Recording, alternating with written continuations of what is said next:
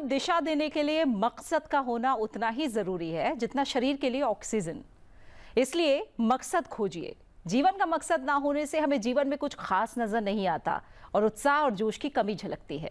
इस नजरिए को छोड़िए और अपनी असाधारण क्षमताओं को पहचानिए।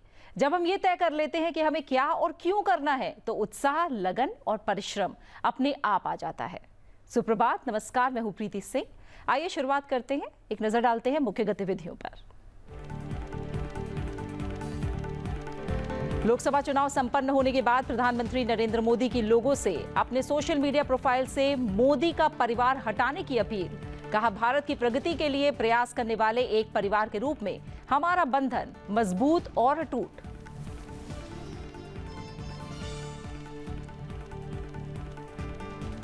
आंध्र प्रदेश और ओडिशा में मुख्यमंत्रियों का शपथ ग्रहण आज।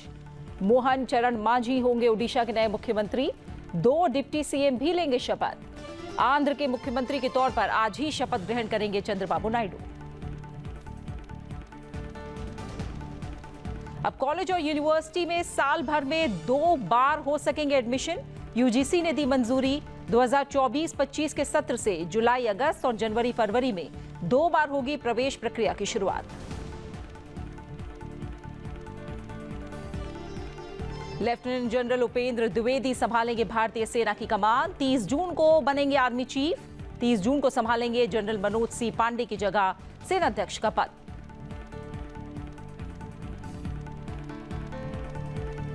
15 जून से होगा 18वें मुंबई अंतर्राष्ट्रीय फिल्म महोत्सव का आगाज। 21 जून तक चलने वाले महोत्सव में इस बार 38 देशों से 65 भाषाओं में 1000 से ज्यादा फिल्मों की रिकॉर्ड प्रविष्टियां। मुंबई के अलावा दिल्ली, कोलकाता, चेन्नई और पुणे में भी किया जाएगा फिल्मों का प्रदर्शन।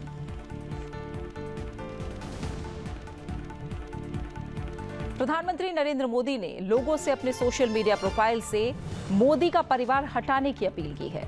उन्होंने कहा कि डिस्प्ले नाम बदल सकता है, लेकिन भारत की प्रगति के लिए प्रयास करने वाले एक परिवार के रूप में हमारा बंधन मजबूत और अटूट है।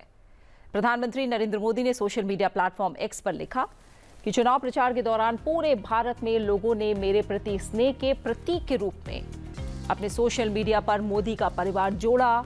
इससे मुझे बहुत ताकत मिली। भारत के लोगों ने एनडीए को लगातार तीसरी बार बहुमत दिया है, जो एक तरह का रिकॉर्ड है, और हमें अपने देश की बेहतरी के लिए काम करते रहने का जनादेश मिला है।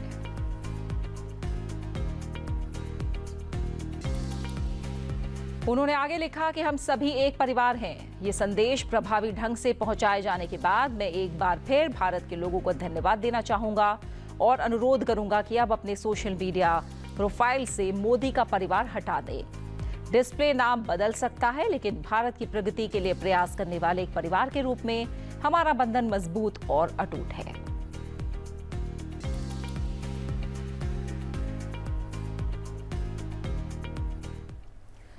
ओडिशा विधानसभा चुनाव में जीत के बाद 24 साल बाद ओडिशा में सत्ता बदलने वाली बीजेपी ने राज्य में मोहन चरण मांझी को नए मुख्यमंत्री के तौर पर चुना है। राज्य में भारतीय जनता पार्टी के विधायक दल ने सर्वसम्मति से मांझी को अपना नेता चुना। इस अवसर पर केंद्रीय मंत्री राजनाथ सिंह और भूपेंद्र यादव केंद्रीय पर्यवेक्षक के रूप में मौजूद थे। आज मोहन चरण मांझी नए मुख्यमंत्री के तौर पर मुख्यमंत्री पद की शपथ लेंगे और इसी के साथ मोहन चरण मांझी ओडिशा के 15वें मुख्यमंत्री बन जाएंगे। 52 वर्षीय मांझी क्यूझर विधानसभा सीट से 4 बार विधायक चुने जा चुके हैं। वो सन 2000, 2004, 2019 और 2024 में इस क्षेत्र से चुने गए हैं। विधायक दल का नेता चुने जाने के बाद मांझी ने कहा कि उनकी सरकार राज्य की जन आकांक्षाओं को पूरा करने का हर संभव प्रयास करेगी। मांझी के अलावा ओडिशा में 2 डिप्टी सीएम भी होंगे, जिनमें से एक महिला हैं। प्रभाती परिडा और केवी सिंह देव राज्य के डिप्टी सीएम होंगे। केवी सिंह देव पूर्व मंत्री हैं और पटनागढ़ विधानसभा क्षेत्र का प्रतिनिधित्व करते हैं, जबकि प्रभाती परिडा पहली बार विधायक बनी हैं और नीमापारा विधानसभा क्षेत्र का प्रतिनिधित्व करती हैं।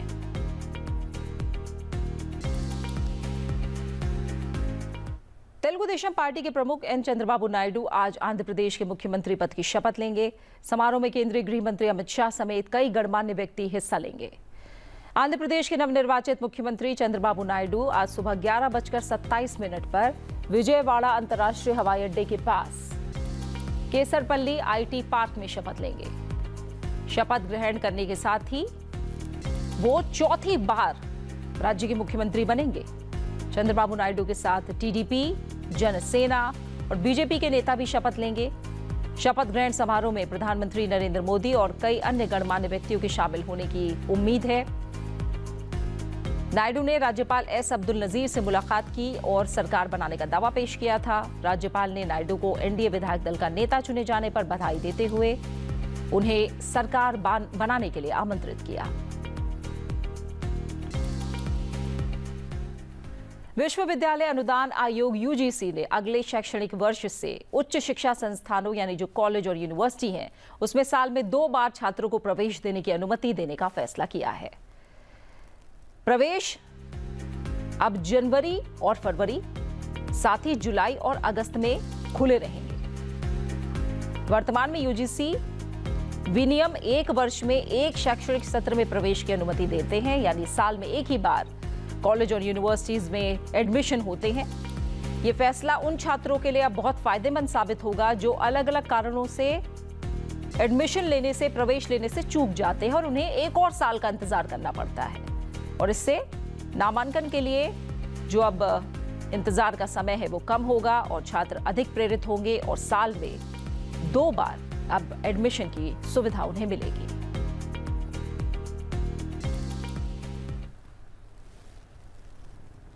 केंद्र सरकार ने लेफ्टिनेंट जनरल उपेंद्र द्विवेदी को नया आर्मी चीफ अपॉइंट किया है। वो मौजूदा सेना प्रमुख जनरल मनोज पांडे की जगह लेंगे। लेफ्टिनेंट जनरल उपेंद्र द्विवेदी 30 जून को पदभार संभालेंगे और इसी दिन मौजूदा सेना प्रमुख जनरल मनोज पांडे रिटायर हो रहे हैं। लेफ्टिनेंट जनरल द्विवेदी 30वें सेना प्रमुख के रूप में कार्यभार संभालेंगे। इससे पहले वो सेना के vice chief, northern army commander, DG infantry और सेना में कई अन्य कमांड नियुक्तियों के रूप में देश की सेवा कर चुके हैं। लेफ्टिनेंट जनरल द्विवेदी वर्तमान में vice chief of army staff के पद पर कार्यरत हैं। उनकी नियुक्ति में सरकार ने सीनियरिटी के सिद्धांत का पालन किया है।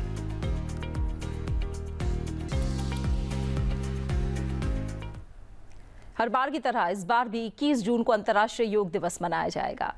प्रधानमंत्री नरेंद्र मोदी ने योग के महत्व पर चर्चा करते हुए लोगों से नियमित योगाभ्यास करने का आह्वान किया है, अपील की है और उन्होंने इस संबंध में अपने आधिकारिक X हैंडल पर एक पोस्ट भी लिखा है। प्रधानमंत्री ने अपने X हैंडल पर लिखा है कि योग को अपने जीवन का अभिन्न अंग बनाने की अपनी प्रतिबद्धता को दोहराना और दूसरों को भी इसे अपने जीवन का हिस्सा बनाने के लिए प्रोत्साहित करना आवश्यक है। योग शांति का अभ्यारण्य हमें देता है, जो हमें धैर्य के साथ जीवन की चुनौतियों का सामना करने के लिए मजबूत और सक्षम बनाता है।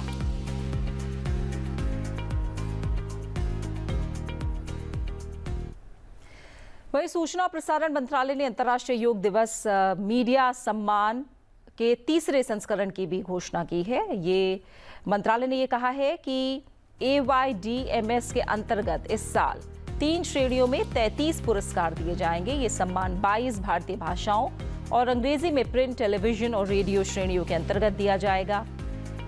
इनमें उल्लेख किया गया है कि पुरस्कार प्रिंट मीडिया, रेडियो और टेलीविजन में लगे सभी मीडिया संगठनों और कंपनियों के लिए खुले हैं जिनके पास मंत्रालय का पंजीकरण या अनुमति है। प्रविष्टियों की अंतिम तिथि अगले महीने की 8 तारीख है। भारत और विदेशों में योग के संदेश को प्रसारित करने में मीडिया की सकारात्मक भूमिका और जिम्मेदारी को स्वीकार करने के लिए AYDMS की स्थापना पहली बार 2019 में की गई थी।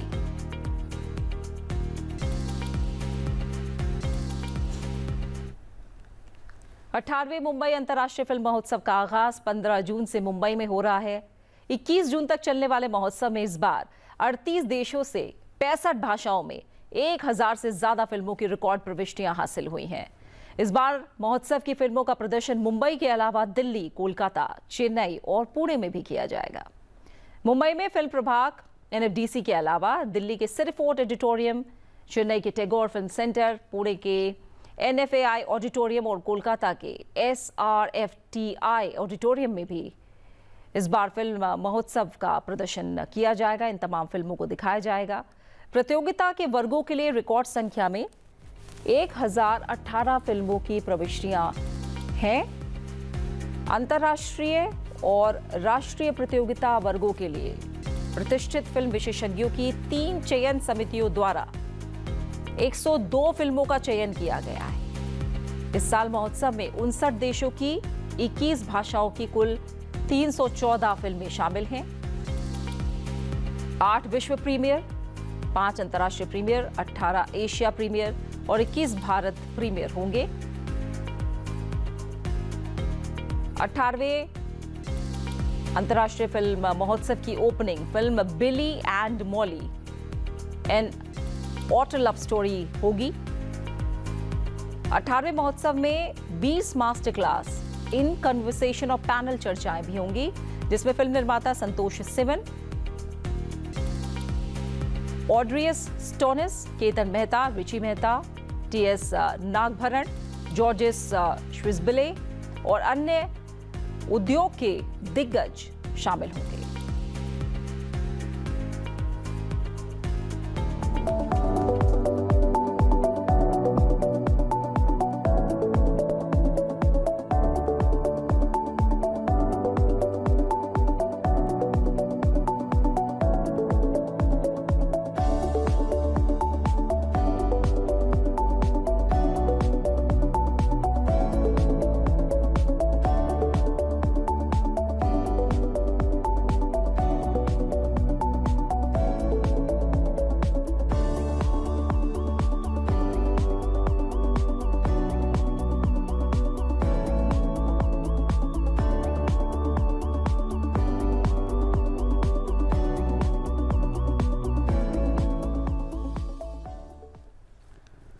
भारत और जापान की नौसेनाओं के बीच योकोसुका में द्विपक्षीय समुद्री अभ्यास जिमिक्स शुरू हो गया है। इस अभ्यास में बंदरगाह और समुद्र दोनों चरण शामिल हैं। बंदरगाह चरण में पेशेवर, खेल और सामाजिक बातचीत शामिल होगी, जिसके बाद दोनों नौसेनाएं समुद्र में अपने युद्ध कौशल को संयुक्त रूप से निखारेंगी। अभ्यास के दौरान नौसेनाएं सतह, उपसतह और वायु क्षेत्रों में जटिल बहु अनुशासनात्मक संचालन के माध्यम से अपनी अंतर संचालन क्षमता को बढ़ाएंगे। भारतीय नौसेना का प्रतिनिधित्व INS शिवालिक और JMSDF का प्रतिनिधित्व गाइडेड मिसाइल विध्वंसक JS युगिरी कर रहा है। दोनों नौसेनाओं के एकीकृत हेलीकॉप्टर भी संयुक्त अभ्यास में भाग लेंगे।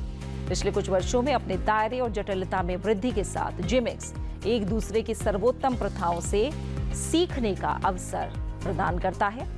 भारतीय नौसेना और JMSDF के बीच परिचालन बातचीत को सुगम बनाता है ताकि आपस के सहयोग को बढ़ावा दिया जा सके। साथ ही इंडो पैसिफिक में समुद्री सुरक्षा के प्रति साझा प्रतिबद्धता दोहराई जा सके। खबर अफ्रीकी देश मलावी से, जहां विमान दुर्घटना में उपराष्ट्रपति सोलोस चिलिमा और 9 अन्य लोगों की मौत हो गई है। राष्ट्रपति लाजर चकवेरा ने ये जानकारी दी है। उन्होंने बताया कि विमान का मलबा मिल गया है और उपराष्ट्रपति सहित 10 लोगों को ले जा रहा ये सैन्य विमान सोमवार को खराब मौसम की वजह से दुर्घटनाग्रस्त हो गया। सैन्य कमांडर जनरल फिरी ने बताया है कि विमान को खोजने में पड़ोसी देशों की ओर से भी मदद की गई।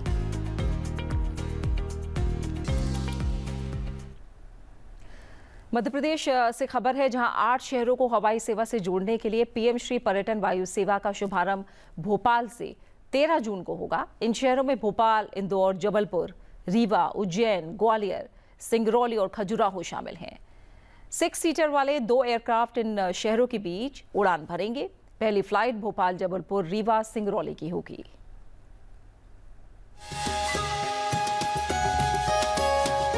झील, झरने, नदियों, घाटियों का अनूठा संगम, वन्य जीवों का आशियाना, ऐतिहासिक व प्राकृतिक सौंदर्य के धरोहर से सजा मध्य प्रदेश।